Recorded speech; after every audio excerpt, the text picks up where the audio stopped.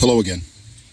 You know, when I was a young Christian, growing up dispensational, thinking that the world was aiming for the big disaster, the big tribulation, obviously nothing we couldn't stop prophecy from happening, so we weren't to be involved in culture or trying to fix anything. We just needed to be away from all the dirty things. You know, everything in the world is filthy, so we need to stay away from it and wait to be taken off the earth. We should only listen to Christian music, watch Christian TV, brush our teeth with Christian toothpaste, and stay outside of it. And that was logical. One objective, and it was simply to share the gospel with people and try to get them to say the sinner's prayer. Okay? And that is consistent, logically, if you come from that belief system. But that belief system isn't real. And I learned this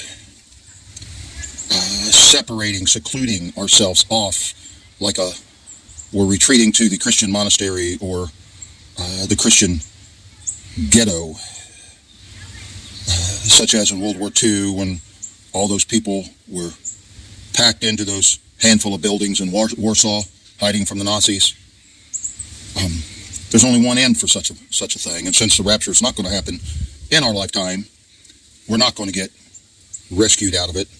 And our command was never to retreat and hide from the world, but to change the world. There's the culture out there.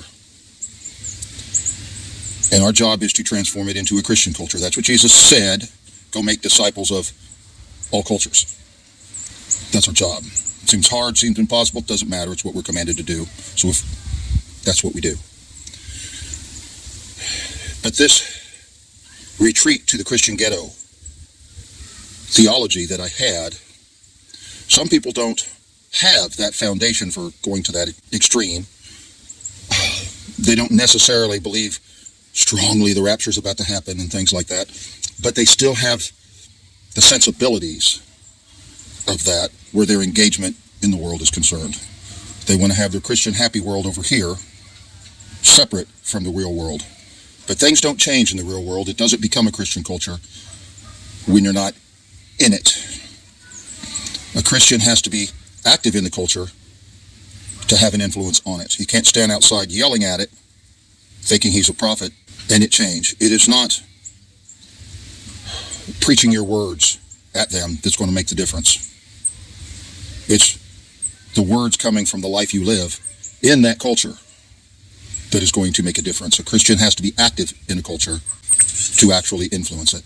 And we need to look at ourselves and find out if there's any of that Christian ghetto mindset residing in us, impairing our ability to do the work.